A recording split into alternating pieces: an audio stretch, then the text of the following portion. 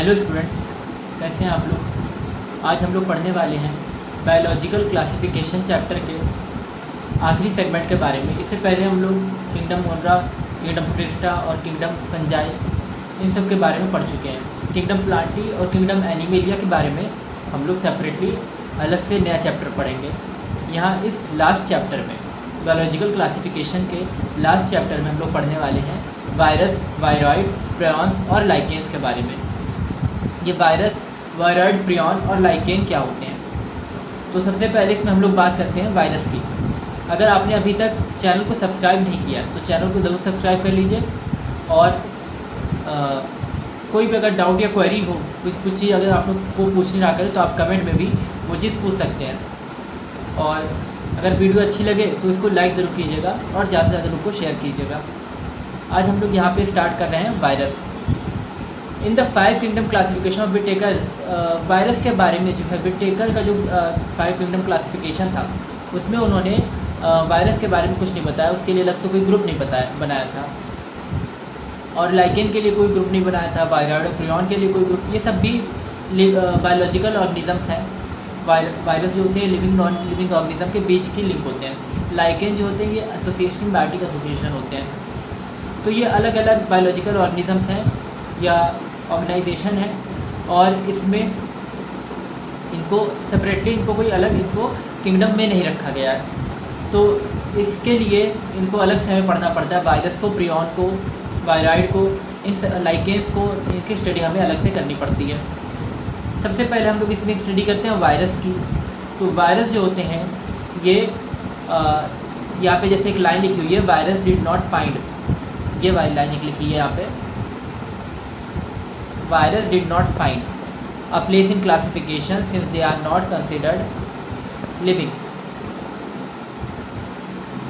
Virus जो होते हैं ये कंसिडर्ड या ये जो है लिविंग नहीं कंसिडर किए जाते, क्योंकि जब ये किसी भी लिविंग ऑर्गेनिज्म के बाहर रहेंगे तो वो नॉन लिविंग की तरह बिहेव करेंगे, और जब किसी लिविंग ऑर्गेनिज्म के अंदर आएंगे तो ये लिविंग की तरह रिप्रोडक्शन करते हैं। वायरस सिर्फ एक चीज़ करते हैं, रिप्रोडक्शन। वायरस केवल रिप्रोडक्शन करते हैं। तो इसलिए वायरस को हम लोग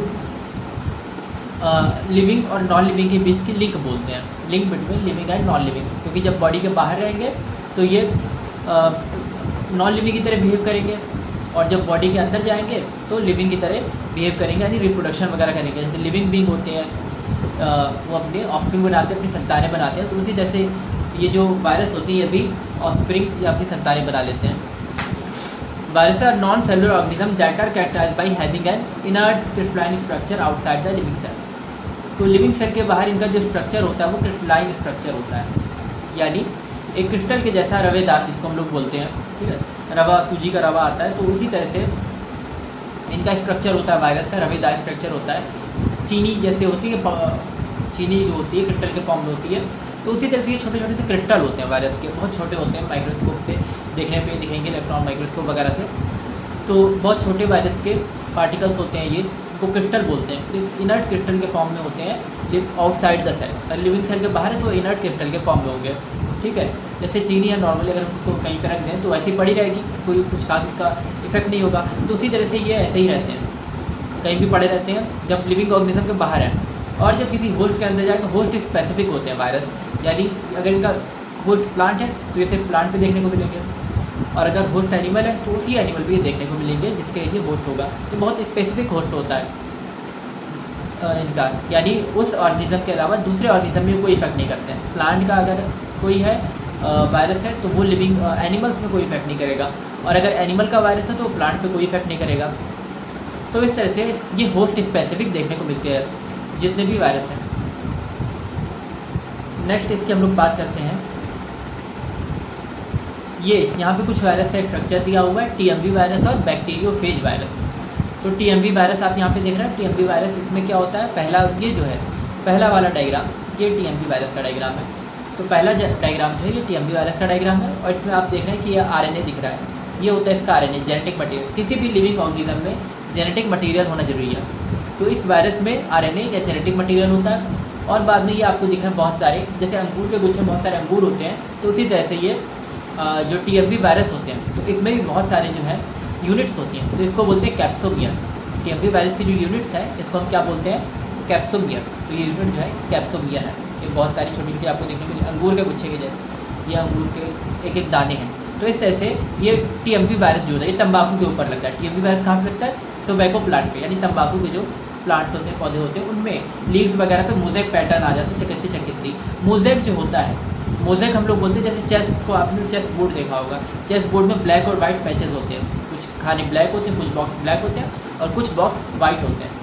तो उसी तरह से एक मोज़ेक पैटर्न बन जाता है लीफ के ऊपर, यानी थोड़े हिस्से में हरी और थोड़े में पीली, कुछ पीले पैचेस आ जाते हैं, हरी हरी लीफ के ऊपर पीले पीले पैचेस आ जाते हैं, धब्बे पड़ जाते हैं। तो उसी को हम लोग बोलते हैं मोज़ेक पैटर्न। ये यहाँ पे जैसे हमने बनाया, तो इसके ऊपर इस तरह से गोल गोल से ऐसे लीफ के ऊपर धब्बे पड़ जाएंगे बहुत सारे, तो इसी को हम लोग बोलते हैं मोज़ेक पैटर्न। तो टीएमवी वायरस में मोज़ेक पैटर्न देखने को मिलता है, यानी ऊपर डीएनए है और इसके नीचे कैप्सोमियर्स है, इसकी यूनिट है। तो ये मोज़ेक पैटर्न देखने को मिल रहा है टीएमवी वायरस में। और इसका फुल फॉर्म क्या है, टीएमवी का full form tobacco mosaic virus, ये आपको याद रखना है। इसमें आरएनए और कैप्सिड, कैप्सिड किससे बना है, कैप्सोमियर से। छोटी छोटी यूनिट्स हैं जो अंगूर के एक दाने जैसे होते हैं। तो उसी तरह से जो यूनिट यहाँ पे देखने को मिल रही है, ये यूनिट है कैप्सोमियर।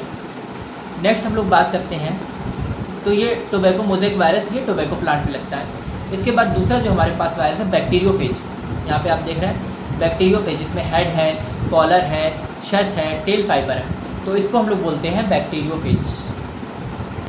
यहाँ पे जैसे हम लोग देख रहे हैं ये बैक्टीरियोफेज है। तो इसमें सबसे ऊपर जो इसका है,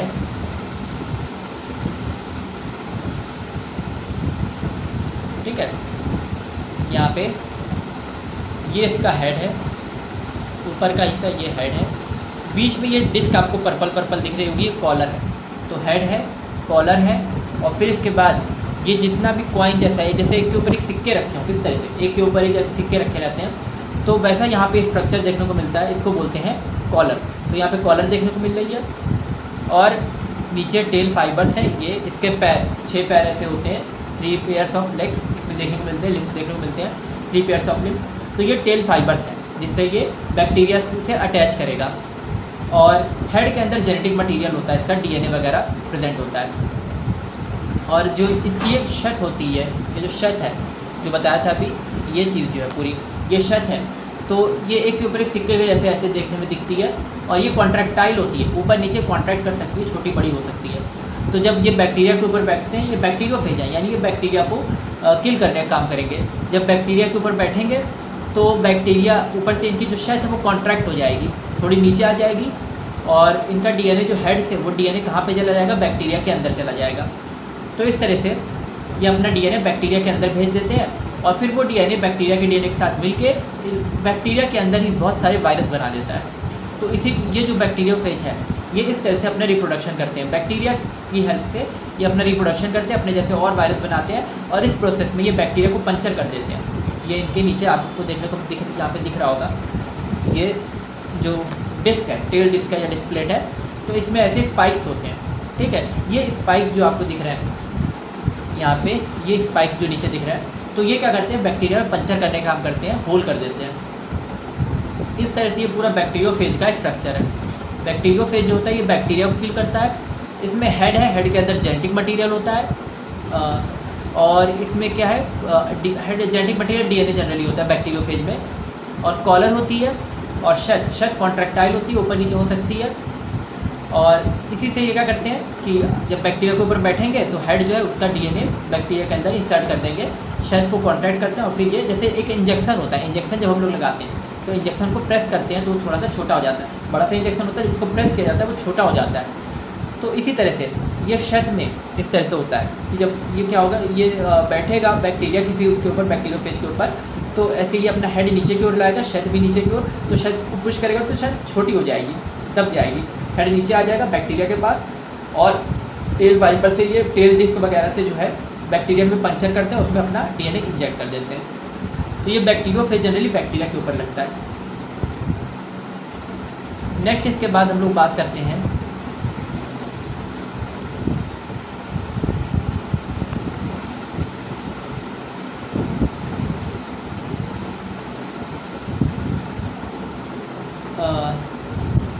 इसके बाद है वायरस में कि वायरस मीन्स वेनम और पॉइजनस फ्लूइड। वायरस का मतलब क्या होता है? वेनम और पॉइजनस फ्लूइड। ये जो सेकंड पैरा लिखा हुआ है कि वेनम या पॉइजनस फ्लूइड होता है वायरस जो होता है, इसका मतलब क्या है?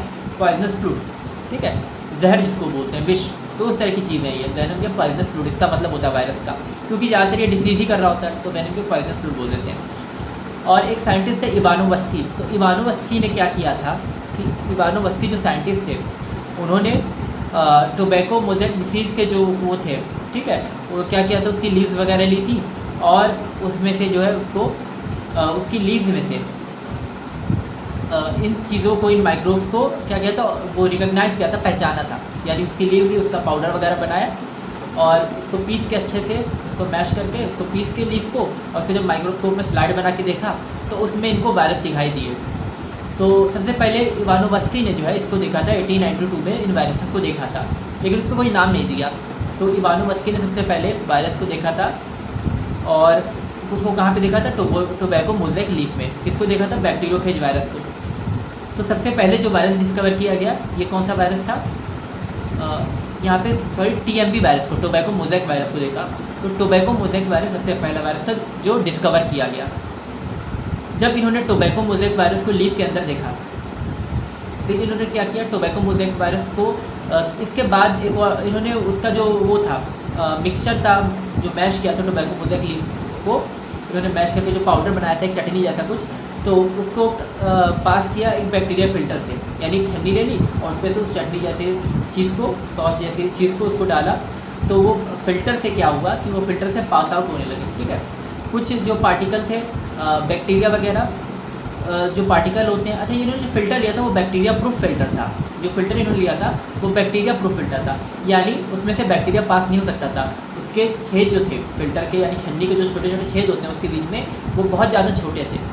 तो उस छोटे छेद से बैक्टीरिया बड़े बड़े होते हैं, तो बैक्टीरिया ऊपर रह जाते और वो उसको बैक्टीरिया जो है क्रॉस नहीं कर पाते, बैक्टीरिया प्रूफ फ़िल्टर को क्रॉस नहीं कर पाते, पार नहीं जा पाते। जैसे हम लोग जब चाय छानते हैं तो चाय की छन्नी में जब चाय छानते हैं तो चाय पत्ती ऊपर रह जाती है और चाय जो होती है लिक्विड फॉर्म वाली वो नीचे आ जाती है, कप में आ जाती है, ठीक है। या जब आटा छन्नी से छानते हैं तो आटे की गंदगी ऊपर रह जाती है और आटा जो है वो प्योर वो नीचे आ जाता है। तो उसी तरह से इन्होंने जब इसको छाना, ठीक है, बैक्टीरिया प्रूफ फ़िल्टर से, ये जो इन्होंने तंबाकू की पत्ती को पीस के जो घोल वगैरह बनाया था उसको जब छाना, उसमें टोबैको मोज़ेक डिसीज़ थी, उसके ऊपर चिकत्ती वगैरह पड़ी हुई थी तंबाकू की पत्ती के ऊपर, तो उसको उन्होंने लिया और उसको पीस के, और जब उसको बैक्टीरिया प्रूफ फ़िल्टर पे डाला तो उसमें से कुछ पार्टिकल्स जो हैं वो पास हो गए। अब जो पार्टिकल पास हुए, बैक्टीरिया तो पास हो नहीं सकता, तो ये पार्टिकल कौन से पास हुए? तो ये थे वायरस, ये पार्टिकल वायरस थे। तो इन्होंने रिकॉग्नाइज़ किया हाँ कोई ऐसी चीज़ है जो इससे पास हो जा रही है बैक्टीरिया प्रूफ फ़िल्टर से, और उन्होंने ये समझा कि ये क्या है, वायरस है, ठीक है, दिमित्री इवानोवस्की ने। नेक्स्ट आते हैं इसके बाद, इवानोवस्की के बाद M.W. विजेनरिक। M.W. विजेनरिक 1898, इन्होंने क्या देखा कि जो टोबैको मोज़ेक लीफ थी उसमें जो ऑर्गेनिज़म था उसको इन्होंने नाम दे दिया वायरस, क्योंकि ये हेल्दी प्लांट में इन्फेक्शन कर रहे थे, ठीक है, इन्फेक्शन कर रहे थे, तो ये एक तरह से पैथोजन थे, ठीक है, डिसीज़ कॉजिंग थे, तो इन्होंने नाम दे दिया वायरस, ठीक है। वायरस का मतलब होता है पॉइजन विष, जो एक तरह से क्या करता है, हार्म करता है। तो हार्म करने वाली चीज़ों को इन्होंने क्या कहा, विजेनरिक ने वायरस का। और जो वो फ्रूट था, जो चटनी बनाई थी, इन्होंने भी वैसे ही कुछ बनाया कि टोबैको मोज़ेक की लीफ को लेके और उसको पीस के उसको अच्छे से घोल उसका बना लिया। तो उस चीज़ को उन्होंने क्या कहा, कंटेजियम वाइबम फ्लूइडम, जिसमें वो वायरस प्रेजेंट थे, जिस फ्लूइड में जो चटनी जैसा स्ट्रक्चर बना और जो बैक्टीरिया प्रूफ फ़िल्टर से पास हो गया था, क्योंकि उस जो वो था, ठीक है, बैक्टीरिया प्रूफ फ़िल्टर था, उसमें से वो फ्लूइड भी पास हो जाएगा जिसमें वायरस हैं। तो वायरस तो पास होंगे, साथ साथ में पानी, उसके तो बहुत ज़्यादा स्मॉल पार्टिकल्स होते हैं, तो वो पानी जो होता है टोबैको मोज़ेक वायरस की एक तरह से रस समझ सकते हैं, तो वो भी तो पास होगा। तो उसको कंटेजियम वाइबम फ्लूइडम इन्होंने कहा, क्या कहा, contagium वाइबम fluidum. Infectious living fluid, इसका मतलब होता है, कंटेजियम का मतलब इन्फेक्शियस, ठीक है, वाइबम का मतलब लिविंग और फ्लूइडम का मतलब फ्लूइड। अगर आपको चीज़ें समझ में आ रही हो तो वीडियो को लाइक ज़रूर कीजिएगा, और आपका हर एक लाइक हमारे लिए ATP की तरह वर्क करता है। इससे हमें एनर्जी मिलती है कि हम आपको ऐसे इस तरह के लेक्चर ज़्यादा से ज़्यादा आपके लिए लेके आए। और कभी कभी आपके लिए स्लाइड पे भी लेक्चर लेके आते हैं, ताकि उससे आपको कॉन्सेप्ट अच्छे से क्लियर हो जाए। और NCERT से भी कुछ लेक्चर्स ले आते हैं, ताकि आपको NCERT के पॉइंट भी क्लियर होते रहे, तो आपको NCERT रीड करने में भी कोई प्रॉब्लम ना हो और इसको समझने में कोई दिक्कत ना हो। तो आप हमारे साथ बनी रहिए हमारे चैनल पे, इसको सब्सक्राइब जरूर कीजिएगा। और इससे पहले की जितने भी वीडियो हैं वो भी एक बार गो थ्रू कर लीजिएगा, उनको देख लीजिएगा। जो भी वीडियोज़ अवेलेबल हैं, शॉर्ट्स अवेलेबल हैं जिसमें इंपॉर्टेंट क्वेश्चन या कॉन्सेप्ट्स बताए गए हैं, तो वो भी आप एक बार गो थ्रू कर लीजिएगा। इससे आपको काफ़ी हेल्प होगी, आपके एग्ज़ाम में, आपकी नीट के एग्ज़ाम में काफ़ी हेल्प होगी आपकी। तो इसके बाद हम लोग बात कर रहे हैं कंटेजियम ये वायरस के बारे में कि WM स्टैनले, साइंटिस्ट है WM स्टैनले, इन्होंने वायरस को क्रिस्टल के फॉर्म में सेपरेट आउट कर लिया। इससे पहले किसी ने भी वायरस को अलग नहीं किया था। वायरस मिल तो सबको गया था कि हाँ भाई टोबैको मोज़ेक लीफ में ये इस तरह का वायरस है, टोबैको लीफ जो है उसमें मोज़ेक डिसीज़ हो जा रही है, तो इस तरह का वायरस उसमें देखने को मिल रहा है। लेकिन उस वायरस को अभी तक कोई उस लीफ के फ्लूइड से, जूस से या उस चटनी से जो है टोबैको मोज़ेक की लीफ की, तो उससे कोई अलग नहीं कर पाया था वायरस को। तो ये अलग करने का काम किसने किया? WM स्टैनले ने। इन्होंने प्रॉपर उसको क्रिस्टलाइन फॉर्म में, यानी उस चीनी का जो फॉर्म होता है, क्रिस्टल के जैसा फॉर्म होता है, तो उस तरह से उसको अलग कर लिया। ठीक है, जैसे ये चीनी किससे बनती है?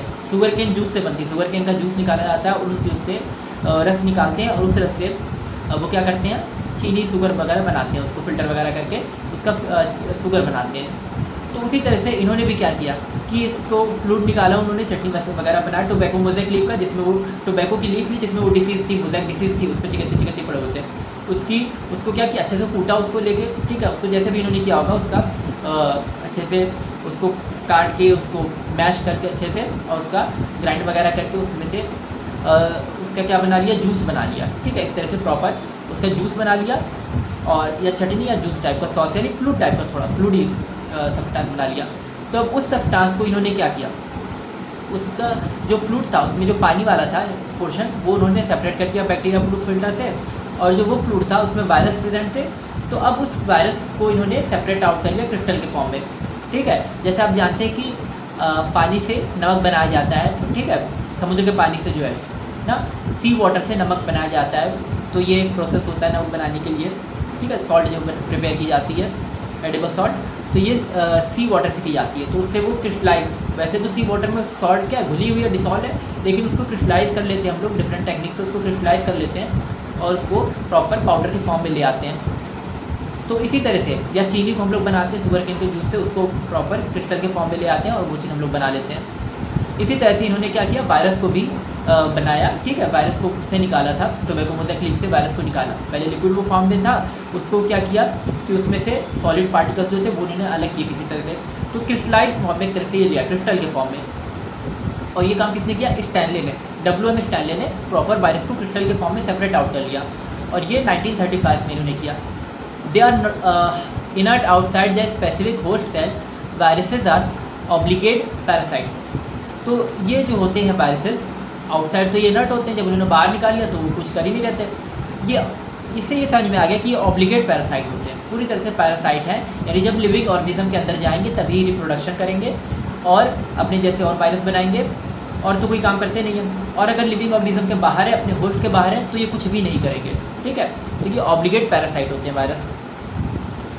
वायरस का स्ट्रक्चर इन्होंने देखा कि इनमें प्रोटीन भी होता है, जेनेटिक मटेरियल भी होता है, और RNA और DNA देखने को मिलता है। RNA हो सकता है या DNA। अगर प्लांट वायरस है तो प्लांट वायरस में RNA होता है, और एनिमल वायरस है तो एनिमल वायरस में DNA होता है, और बैक्टीरियोफेज है तो एनिमल वायरस में DNA RNA दोनों मिलेगा।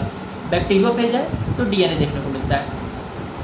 अच्छा, जब इसमें DNA RNA होता है तो एक टाइम पे एक ही चीज़ हो जाए, एनिमल वायरस में या तो DNA होगा किसी वायरस में, या तो किसी वायरस में RNA होगा। तो इस तरह से अलग अलग स्ट्रक्चर हो सकता है जेनेटिक मटेरियल।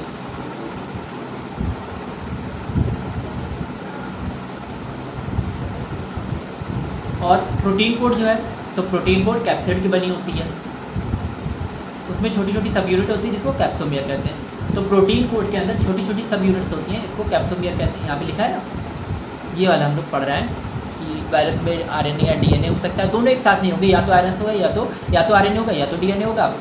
और सिंगल स्ट्रैंडेड RNA होता है प्लांट्स वगैरह में।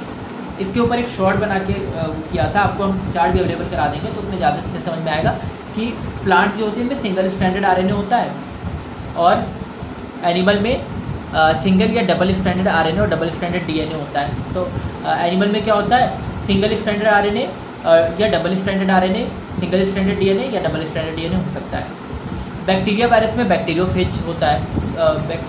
बैक्टीरियोफेज में ये जो है बैक्टीरिया वायरस जैसे बैक्टीरियोफेज, इसमें तो ये क्या होते हैं, इसमें होता है स्ट्रैंडेड डीएनए वायरस, ये है ना कि डबल स्ट्रैंडेड डीएनए वायरस ये होता है, इसमें डबल स्ट्रैंडेड डीएनए होता है। तो प्लांट में क्या होता है, प्लांट में आरएनए होता है, सिंगल स्ट्रैंडेड आरएनए, और एनिमल में सिंगल या डबल स्ट्रैंडेड डीएनए आरएनए हो सकता है, और जो बैक्टीरियोफेज होती है इसमें डबल स्ट्रैंडेड डीएनए होता है। ठीक है, अब सिंगल स्ट्रैंड और डबल स्ट्रैंड क्या है। आरएनए डीएनए तो आपको पता ही होगा, आरएनए डीएनए सेल के क्रोमोसोम के न्यूक्लियस में होते हैं, और ये कैरेक्टरिस्टिक्स को एक जो माता पिता के जो कैरेक्टरिस्टिक्स होते हैं, पेरेंट्स के जो कैरेक्टरिस्टिक्स होते हैं, जैसे टॉलनेस हो गया या कलर हो गया उनका, ठीक है, तो ये इसको क्या है कि कलर जो है गोरे हैं या आपको थोड़ा सा डार्क कलर है, तो इस चीज़ को वो एक पेरेंट्स से जनरेशन में लेके उसके जो ऑफस्प्रिंग है, उसकी संतान है, तो उनमें लेके जाता है डीएनए आरएनए, यानी कैरेक्टर को एक पीढ़ी से दूसरी पीढ़ी में ये लेके जाता है, एक जनरेशन से दूसरी जनरेशन में लेके जाता है। तो ये कैरेक्टर यहाँ पे देखने को मिलते हैं डीएनए और आरएनए। तो डीएनए जो होता है जनरली ये क्या होता है, डबल स्ट्रैंडेड, यानी इसमें दो लड़ी इस तरह से देखने को मिलती है। डीएनए में डबल स्ट्रैंडेड होता है, दो धागे ऐसे आपस में लपटे हुए से देखने को मिलते हैं, यानी दो थ्रेड होंगे और वापस में कॉइल दिखेंगे। और आरएनए क्या होता है, ये सिंगल स्ट्रैंडेड जनरली देखने को मिलता है इस तरह का। आरएनए जो है इस तरह का, ठीक है, ये आरएनए सिंगल एक धागा सा होता है, ठीक है, तो इस तरह से देखने को मिलेगा। तो ये आरएनए और डीएनए में डिफरेंस होता है, डीएनए ज़्यादा स्टेबल होता है।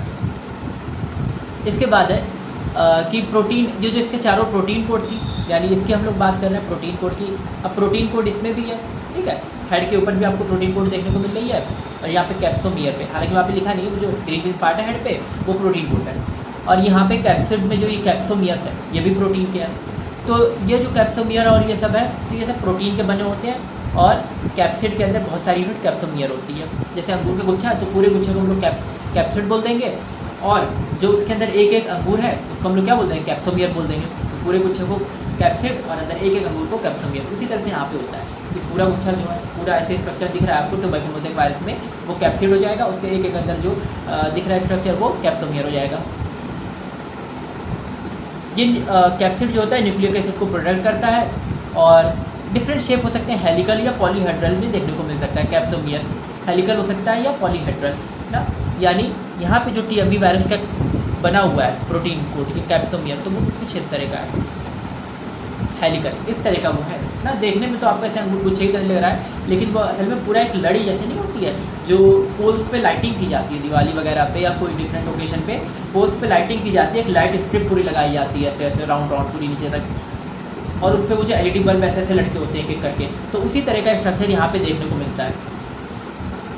ये पूरा हेलिकल स्ट्रक्चर होता है, और हेलिकल के अलावा पॉलीहेड्रल भी हो सकता है, जैसे यहाँ पे आपको देखने को मिल रहा था बैक्टीरियोफेज में। टीएमवी में तो इस तरह का हेलिकल हो सकता है, और बैक्टीरियोफेज में इस तरह का आपको देखने को मिल रहा था ये हेड, डायमंड शेप का ऐसे हेड देखने को मिल रहा था। तो ये बोलते हैं पॉलीहेड्रल, बहुत सारे इसमें फेसेस होते हैं, इस चीज़ को बोलते हैं पॉलीहेड्रल स्ट्रक्चर, ठीक है। जैसे एक डायमंड में बहुत सारे फेस होते हैं, ठीक है, अलग अलग प्लेन्स होते हैं, तो इसी तरह से इसमें भी अलग अलग प्लेन्स है, फेस है, इसलिए इसको बोलते हैं पॉलीहेड्रल।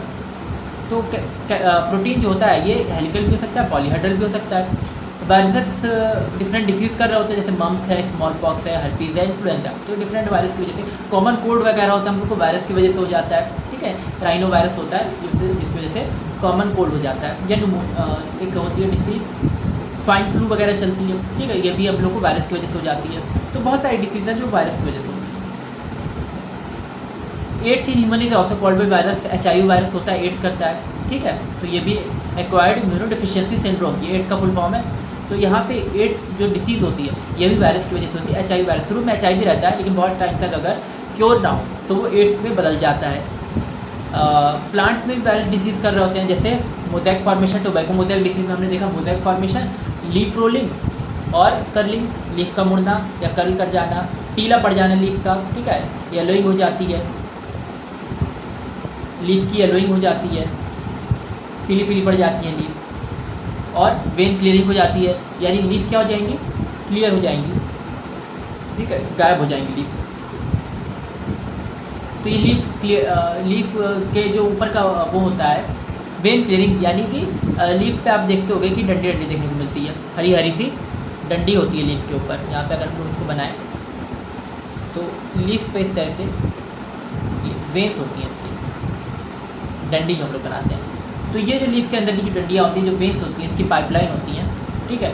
ये वेन क्लियरिंग डिसीज़ में क्या होता है, ये गायब हो जाती हैं, यानी इसमें ये गायब होने, यहाँ पे आपको दिख रहा है ये चीज़ रिमूव हो जाएगी, ठीक है। इस तरह का वेन क्लियरिंग हो जाती है, तो पत्ती एकदम ब्लैंक दिखने लगती है, ठीक है।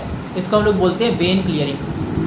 नेक्स्ट हम लोग बात करते हैं डॉर्फिंग एंड स्टैंडर्ड ग्रोथ की। वायरस जो होती है इनकी वजह से डॉर्फिंग भी हो जाती है कभी कभी, क्योंकि जब पत्तियाँ ख़राब हो जाएंगी या रूट्स या स्टेम डैमेज हो जाएगी, तो इसकी वजह से क्या होगा ना कि फोटोसिंथेसिस में प्रॉब्लम हो जाएगी, पत्तियों खराब होने से ज़्यादा फोटोसिंथेसिस में प्रॉब्लम हो जाती है। टोबैको मोज़ेक डिसीज़ में लीफ जो होती है, लीफ डिस्ट्रॉय हो जाती है, उसमें मोज़ेक पैटर्न हो जाता है, तो फोटोसिंथेसिस अच्छे से नहीं कर पाती है। इस वजह से और भी डिसीज़ हो जाती है, जैसे प्लांट अच्छे से ग्रोथ नहीं कर पाता, डॉर्फिज्म हो जाती है, स्टंटेड ग्रोथ हो जाती है, ठीक है, प्लांट में ग्रोथ अच्छी नहीं होती है। तो ये प्रॉब्लम देखने को मिलती है वायरस की वजह से। इतना हमने वायरस के बारे में पढ़ा आज।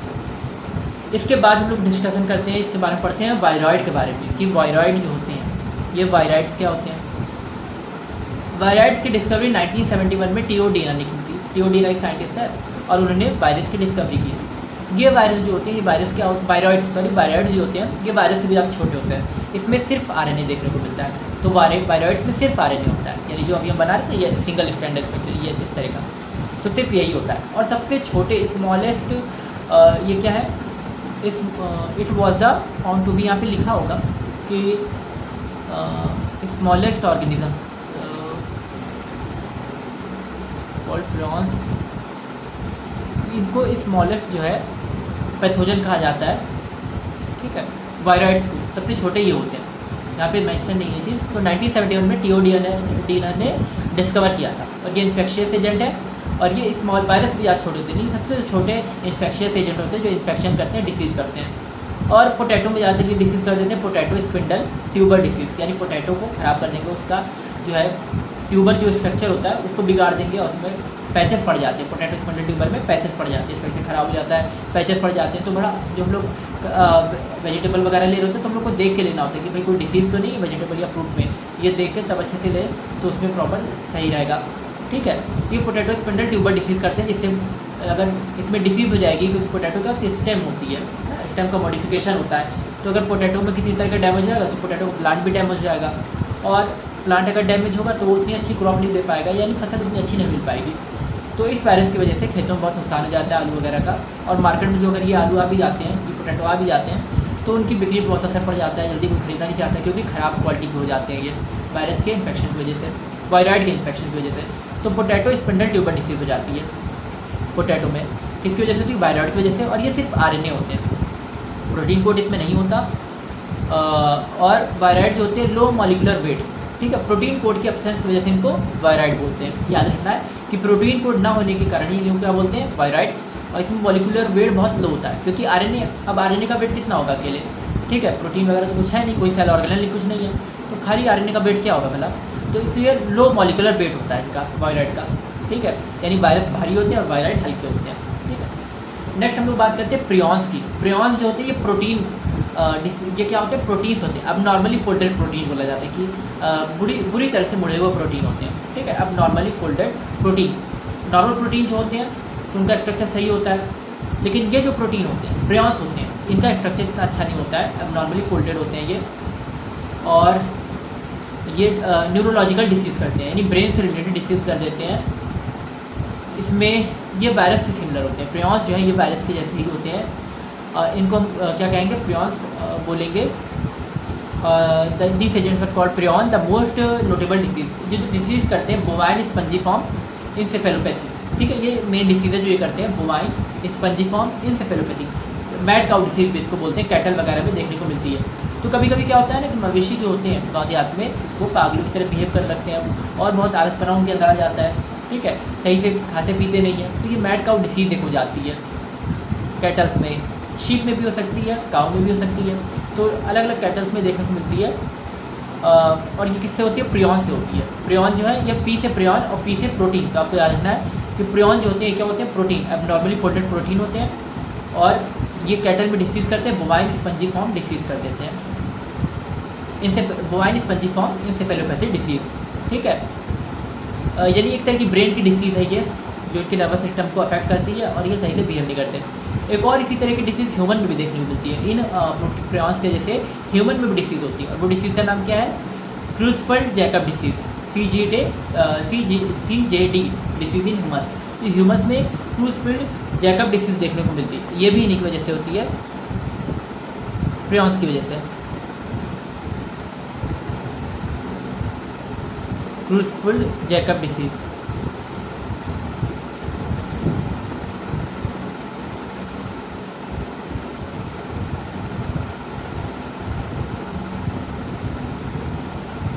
ठीक है, ये जो क्रूजफेल्ड जैकब डिसीज़ है,